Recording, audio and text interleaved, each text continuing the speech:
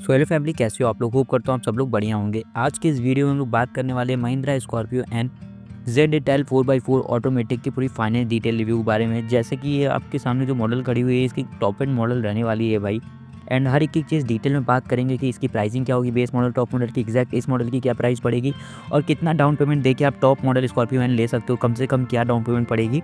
हर एक चीज़ बात करने वाले हैं भाई, पूरी फाइनल डिटेल रिव्यू रहने वाली है। एंड चैनल पर नए हैं तो भाई इसको प्लीज़ सब्सक्राइब करेगा ऐसे ही कार से रिलेटेड फाइनल डिटेल रिव्यू में छपाने के लिए।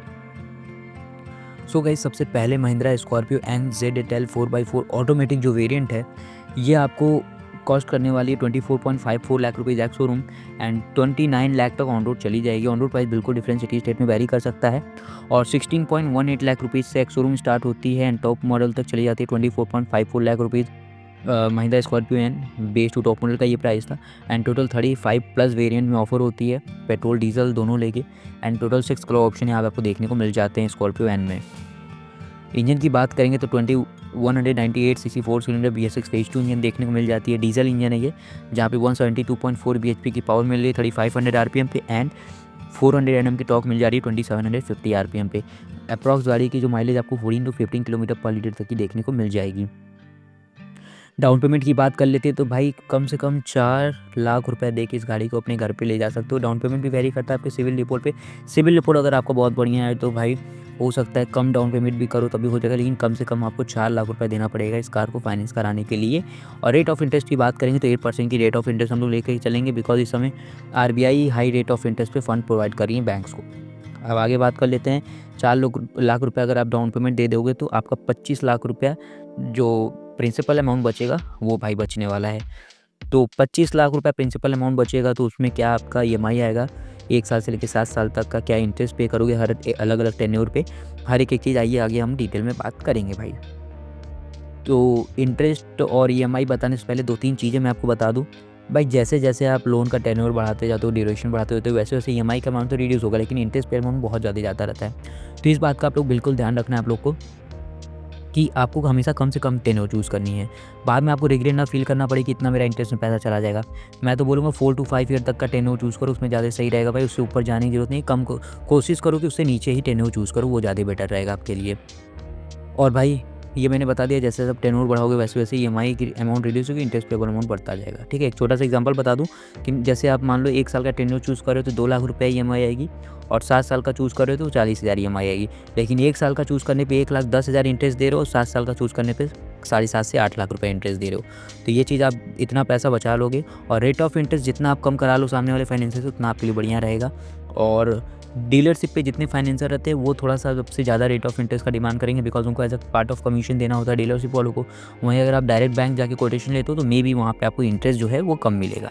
ठीक है, और आपका जो खुद का बैंक है, खुद का बैंक इन द सेंस का मतलब जहाँ पे आपका सैलरी स्लिप सैलरी आता है वहाँ पे आपको जाना है, और या फिर बिजनेस करते हो तो जहाँ पे आपका करेंट अकाउंट है तो वो आपको, आप उनके प्री एग्जिस्टिंग कस्टमर भी हो तो अच्छा रेट ऑफ इंटरेस्ट ऑफर करेंगे भाई, पता ज़रूर कर लेना है आपको।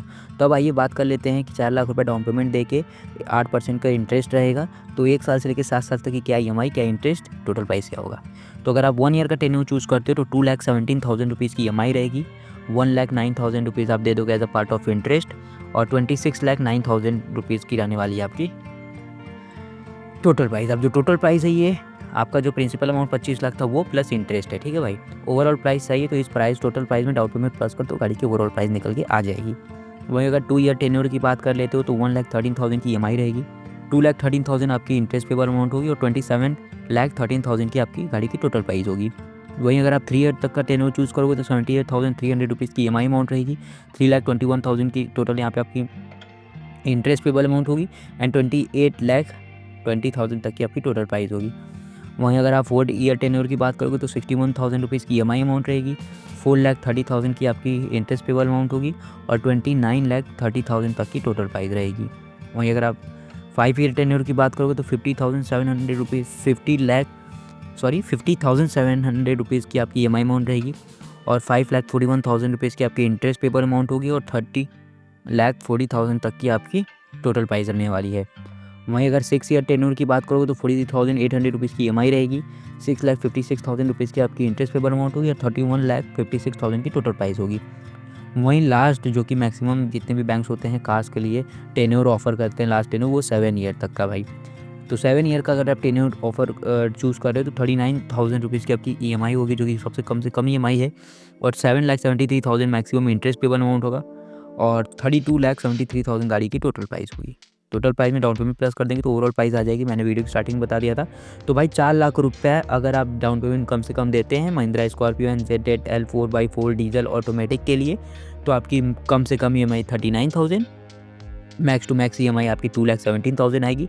कम से कम इंटरेस्ट जाएगा आपका 1,10,000 समथिंग, और मैक्स टू मैक्स इंटरेस्ट जाएगा भाई आपका 8 लाख रुपया।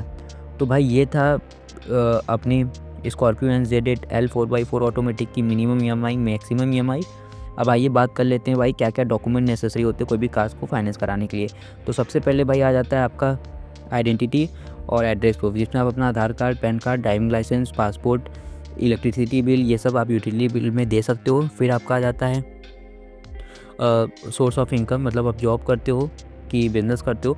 तो भाई वहाँ पे आपको जैसे जॉब करते हो तो आपको देना पड़ेगा सैलरी से फॉर्म 16, और अगर बिज़नेस करते हो तो भाई आपको जो ITR फाइल करते हो वो आप दे सकते हो। फिर दोनों ही केस में 3 to 6 मंथ का बैंक स्टेटमेंट नेसेसरी होता है मैंडेट कराने के लिए। डेबिट कार्ड से भी हो जाता है, UPI ID से, या फिर भाई अपना पासपोर्ट साइज़ फ़ोटो की ज़रूरत होती है। फिर उसके बाद भाई चेक्स वगैरह आप दे सकते हो अगर किसी को नीड है ना। आजकल तो चेक वगैरह कोई लेता नहीं है भाई। बाकी ये थे भाई अपनी finance detail review Mahindra Scorpio N ZL 4x4 automatic का। अगर आपको किसी और कार्स का फाइनेंस चाहिए, डिटेल चाहिए, मुझे कमेंट सेक्शन में बता दीजिए, मैं आपके लिए वीडियो लाके आ जाऊँगा। वीडियो अच्छी इन्फॉर्मेटिव लगी इसको लाइक करना, चैनल पर इसको सब्सक्राइब करना। मिलता हुआ नेक्स्ट वीडियो के साथ। Till then take care, bye bye.